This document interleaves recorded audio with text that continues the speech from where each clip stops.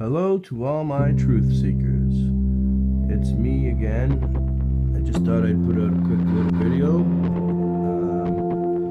I'm watching Back to the Future Part 2, and we're at the spot when Marty gets back with the Doc from 2015, and everything has currently changed. I just thought I'd put it out there because honestly, I feel they predicted the Mandela effect back when the movies were created. So, I'm going to play the clip and we all can decide together. I personally feel it's an innuendo for the Mandela effect. Alright, you watch and listen. And here we go. Bernie, George, your father is in the same place he's been for the past 12 years. Oak Park Cemetery.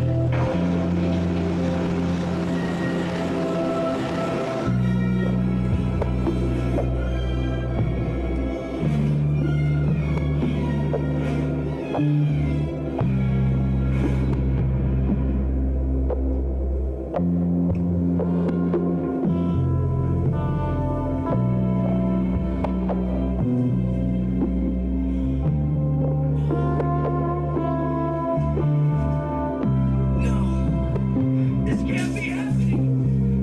March 15th, 1973. No. Oh, please, God, no. No, please, God. Please, God, no. This can't be happening. This can't be happening. This can't be. I'm afraid it is happening, Marty, all of it. Doug, when I learned about your father, I figured you'd come here. And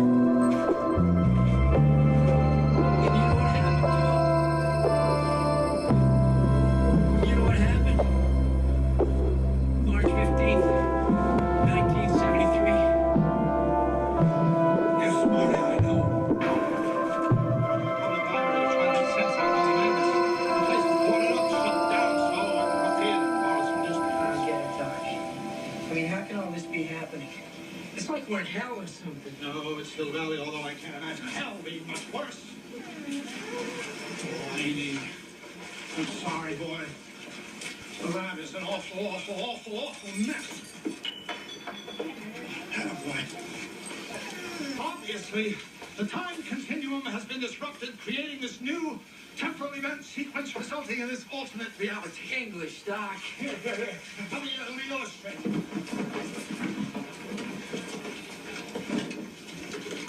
Imagine that this line represents time. There's the present, 1985, the future, and the past.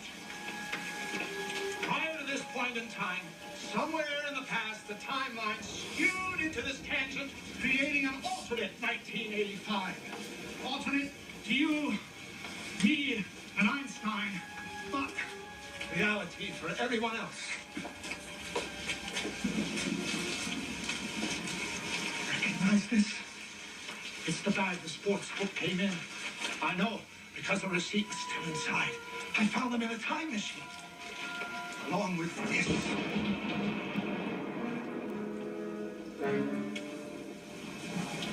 It's the top of Biff's cane. I mean, old Biff from the future. Correct. It was in the time machine because Biff was in the time machine with the sports almanac. Holy shit. You see, while we were in the future, Biff got the sports book, stole the time machine, went back in time, and gave the book to himself at some point in the past. Look. It says right here that Biff made his first million betting on a horse race in 1958. He wasn't just lucky, he knew because he had all the race results in the sports almanac. That's how he made his entire fortune. Look at this pocket with a magnifying glass. The almanac. Son of a bitch stole my idea. He must have been listening when I... It's my fault. The whole thing is my fault. If I hadn't bought that damn book, none of this would have ever happened. Well, it's all in the past. You mean the future? Whatever. It demonstrates precisely how time travel can be misused and why the time machine must be destroyed. After we straighten all of this out.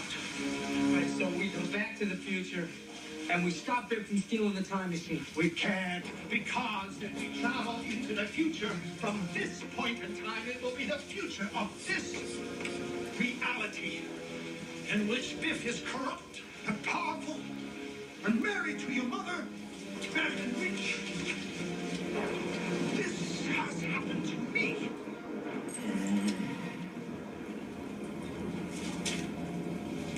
No.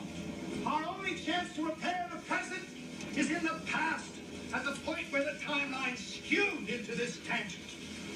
In order to put the universe back as we remember it, and get back to our reality, we have to find out the exact date and the specific circumstances of how, where, and when young Biff got his hands on that sports almanac. I'll ask him. There you have it, truth seekers. The Mandela effect at its best. They predicted it. Albeit it being time travel and whatnot, I actually feel the Mandela effect is caused from the government time traveling into the past and currently changing our present. Now, that could very well be the case. Or it might have something to do with CERN, who knows, but they are obviously predicting it here on Back to the Future. They are just using a time travel experience for the timeline. But they explain Einstein, the Doc, and Marty all experience the memories from their past life. Now, the new life is currently changed, and everybody that is in that timeline is not affected from it. Hence what we are experiencing with the Mandela effect. So yeah, I just thought I'd like to put this out there because the other day somebody posted the Star Trek Next Generation scene with Guinan and Captain Picard, and it very well clearly states that she notices something different while everybody else realizes it to be the same, to be normal. So they knew about this back then. They predicted it. They knew it was coming. Also, I've read a few years ago that sometime in the future here, around 2030, we're supposed to skip 20 years of timeline. Or, sorry, 30 years of timeline and jump into the future from 2030. Oh yeah, 20 years. So from 2030 to 2050. And, but that could have already started. You know, here we are now, remembering memories from a past life. Our past lives, the people now in this reality, don't notice anything. So yeah, it's definitely something to do with time travel or the dimensions colliding into one another.